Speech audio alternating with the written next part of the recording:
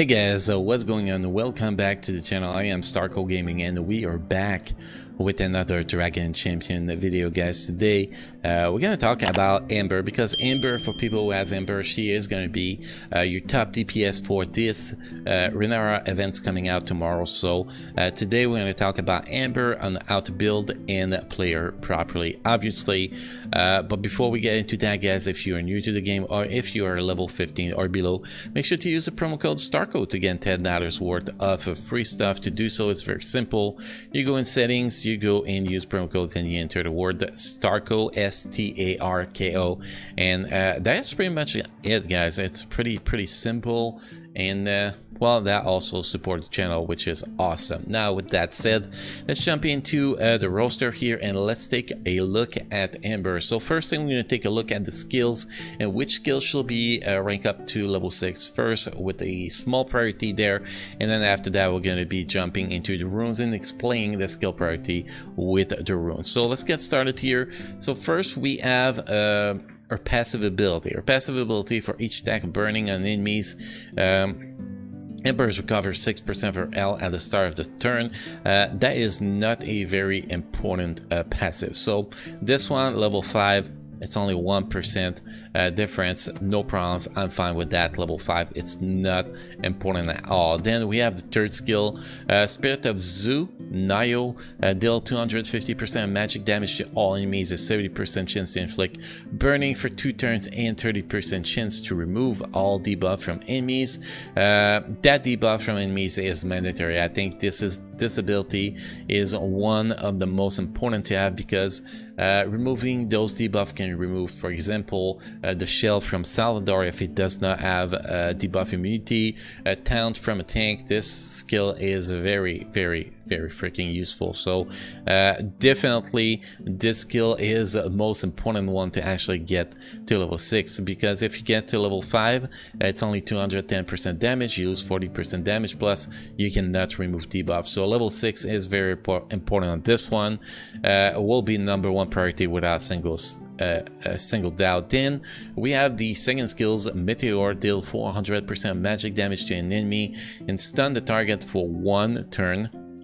You can see here, if we remove that, if we bring that down, we lose 80% damage. So without a single, and we lose stun, chain stuns, it's 75% stun, 100%. So definitely you want to get this skill to level 6. This skill is the second priority, so you can get the full 100% magic damage and the stun, well, 100% chance to stuns minus tenacity, well, your potency and the tenacity and whatever. So yeah, that will be the second most important skill to get to level 6. And then we have this skill, deal 250% magic damage to an enemy. A burn target will be dealt 300% of magic damage instead, and you lose a lot of damage if you go to level 5. So that will be a good skill to get to level 6 too. Now, if we go to priority #1 will be this one, skill #3. Priority #2, skill #2, and priority #1, skill #1. So that will be the priority to actually you know, level those skills. Now, how do you want to play this character?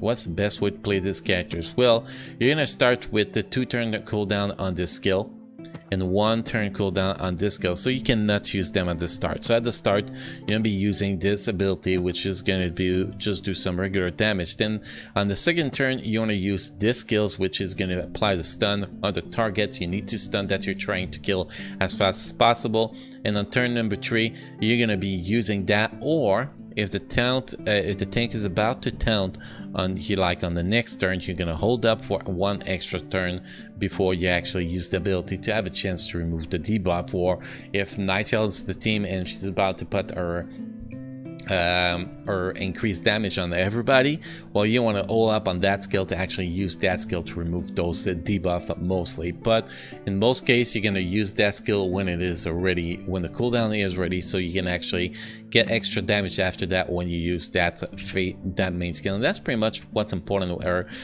you want to use that skill to stun the target you need to stun, and that's pretty much what's important on how playing your skills. So save the third skill to remove buff, do the second skill to stun the proper target, and then fill with the first skill. Pretty much that's kind of the skill priority with her. And again, most important skill to get to level 6, priority number 1 is Spirit of the Zoo Nayo, priority number 2 is Meteor, and priority number 3 is Fireball. Now if we talk about runes, so she has debuff removal, she has burn damage, so obviously potency is very important, but she also does a great amount of damage, so bringing some extra damage could also be useful. Or you could there's actually two potential setup here, guys. Okay, so you can see here we have a damage set and potency set. So we get 15% damage and we get 15% potency. Now if you want to go with something different, do a little bit less damage but get more crits, you could get and you know, remove more debuff and all that, you could go with 2 potency set and 1 critical rate set. That will actually be a very good setup too, if you're more focused on removing debuff than doing more damage. Personally, I prefer this setup. This is actually my favorite setup for her, but both setups in my opinion are actually very viable. Now, what are the primary and the secondary stats you want to hunting for? We're gonna take a look at that. So here, as secondary stats, because the primary on the first rune we never cared about it, it's always damage. Secondary stats, you have a few stats are very important. Most important stats is potency, because you want to get that potency as high as possible. Then you want to get as much speed as you want, which we do not have here, obviously, because we did not min-max her as much as possible. We just put some rune with good primary on her. But yes, you will want to go potency, speed, and then critical rate or damage will be the other two that will be very important. But potency and speed, I think those are the 2 most important secondary stats I actually have on her. The first priority here is going to be speed. Obviously, you can see here we have some critical chance, which is useful, but I wish we had some potency on there too, because she needs a lot of potency. Then the third rune, we have damage, crits, and speeds. You can see that is actually very good secondary stats on this rune. And the primary, we don't actually care. The second primary that's important is the south one, which we have critical chance, either critical chance, critical damage. If you actually go with the critical chance set, you want to put critical damage here, obviously, to get increased critical damage. And again, you can see we have damage and speed here, so pretty decent secondary stats. I wish we had more potency though. This one we have damage and potency, so it's actually a pretty decent one. I really like it. And the last primary you want to go with is a potency, obviously. And then here you can see that is almost a perfect rune. We have potency as primary, then damage, speed, and critical chance. That is very solid. What you want to try to do with Amber is to get a potency around 80%. You can see here I'm at 71%, which is why I'm fine with the set I have.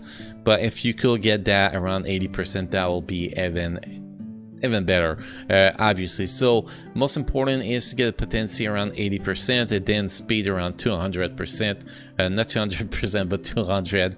And then after that, if you go for damage, well, to increase our damage as much as possible. If you go for critical chance, you want to increase our critical chance as much as possible. So you can see here we have 71.78% potency, 199 speed, 35.89% critical chance, and 150% critical damage, so which is normal. And then we have 3,840 magic damage. So you can see we're doing pretty good with her. In a couple of days you're gonna see her in action in the video with the legendary event for the scrolls, not the Renera event but the other one. And you're gonna see she actually do a lot of damage, obviously, so you're gonna see her in action then.